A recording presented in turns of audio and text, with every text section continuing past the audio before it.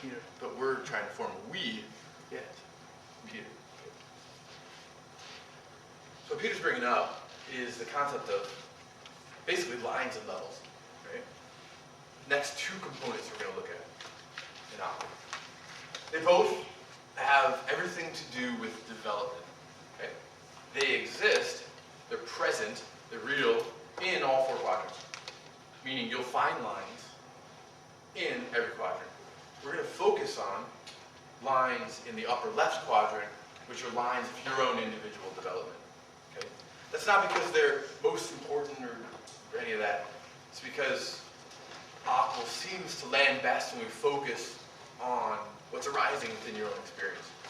We could do a presentation on, say, a line in the lower right, which, just to illustrate the example, would be the way that money exchange systems have developed over time throughout human cultures. Woo, that's a cool presentation. That'd be a line in the lower right. Just to show you that, again, there's lines and levels in every quadrant. So, in the upper left. You tell me, what is this diagram communicating? Intending to communicate to us? Again, lower right diagram, what's the meaning? That's what we're looking at. Just shout it out, throw it out. What are you observing and what does it mean? Anybody? That when this is me, That's not wrong. Experience. my physical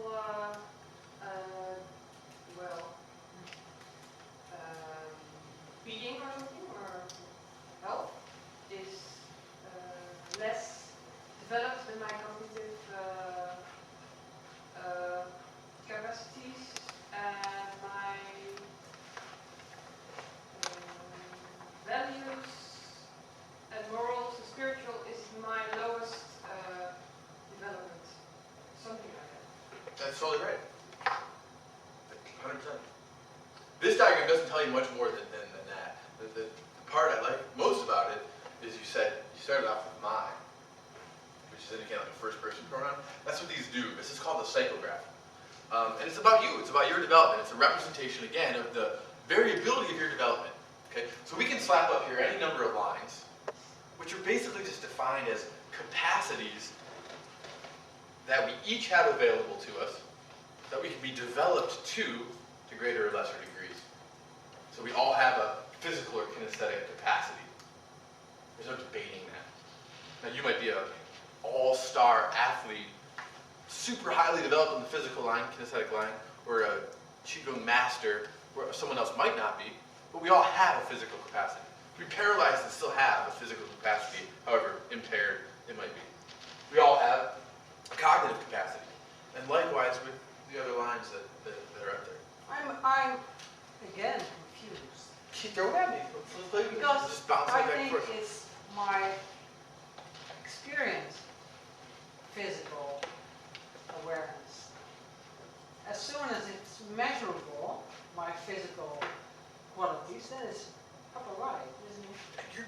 You're awesome. You're totally getting it. Watch. Go back, damn it. Yeah, you're exactly right. So here's the thing. Again, lines show up in all quadrants. I'm like crippled without my other remote because this one goes through walls and it has a laser pointer.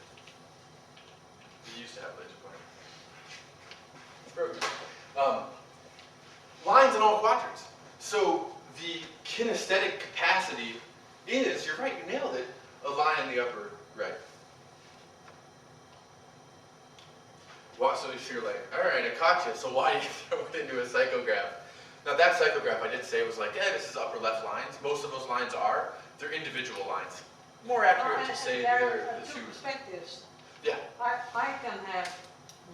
can say, well, I'm a power woman, and that's my experience of my physical well-being, and you can measure something else. So this line would be talking more about the measurable piece of it. Yeah.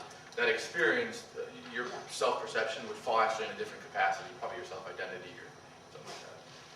But yeah, the perfect example, you see the fact that they split into upper right and upper left. Most of the lines in that diagram, again, point to your cognition, point to your values, point to your morals. They're mostly upper left. Point to your spirituality, your faith, especially. There seems to be implied in this kind of diagram that you can measure these things. And of course you can measure your physical thing, although I would find it hard to evaluate which one is higher physically developed, a Qigong master or some row guy. But then again, other things are more tricky. But like, how do you measure your spiritual advancement, It's the heart of the questions we're going to get into. We're going to track this the whole way through. So the question is, if you didn't hear it fully, is, wait a second. This thing's implying measurement. And it is. You're using terms, Christine, higher and lower, were you not? Yeah. So again, you're referring to the height of the lines and in relation to this numbered spectrum. So that numbered spectrum is implying levels. I'm not saying what they are at this point, but levels of increasing capacity or depth, if you will. We'll get into levels in a second, right? And the question comes up, how do you measure? How do we know? Right? That's why psychographs are actually useful, because they're orienting generalizations is the term for it. They help get us in the ballpark, as it were, get us kind of roughly in the same sort of field of understanding the relationship between development in lines as compared to other lines. Okay? So with a psychograph, we can say, I got this friend, we're working through some stuff, I did a lines analysis of our relationship, totally clear, I don't know how to precisely measure it, but totally clear, I represented here, that his morality is the problem. It's like super low as compared to his cognition, and he's getting into a lot of trouble, blah, blah, blah, blah, blah, right? This is showing the general unevenness of our development, okay? And that is a key principle. That is a universal. You'll find that through all the research. The unevenness of human development is the constant. And it's represented by the psychograph. That's why it's all over the place. Some deep questions of measurement, particularly in the upper left quadrant, there's entire fields dedicated to them. I've been doing some research into measurement technologies and being trained in, which I'd argue is one of the best ones if you wanted to get into that argument. So if you want to talk more about that, or anyone, talk to me this week. We'll get into measurement. That's a beer conversation. Exciting man-to-man beer conversation. I'm not going to get into measurement now, but you're just bringing up the right questions. Excuse me.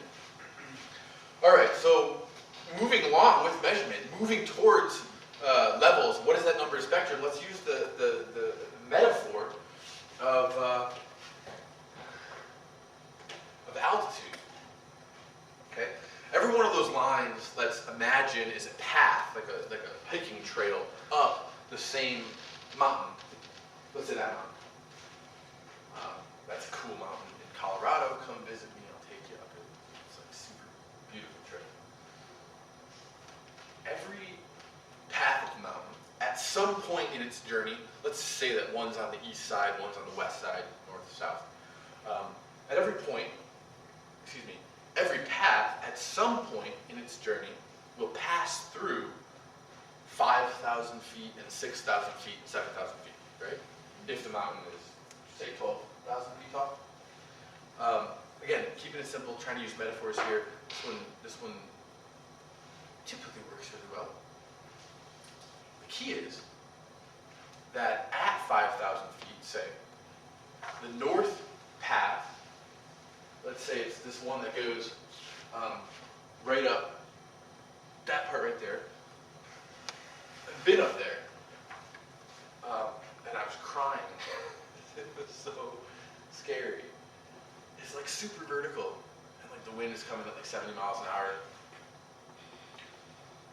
And I'm like, I can do that climb. I had ropes and I was doing it solo, which is technical and scary, and I scared the shit out of myself. I started crying. But at 5,000 feet on the other path behind it, any one of us, I could take anyone up the mountain, because it's a hike on the other side. The point is that with development, cognition, say at 5,000 feet, is totally unlike, in its deep, true essence, values at, say, 5,000 feet. We can't equate the two. It gets back to the measurement issue. On this side of it is, what are we actually measuring? The development of human cognition is its own capacity. It has its own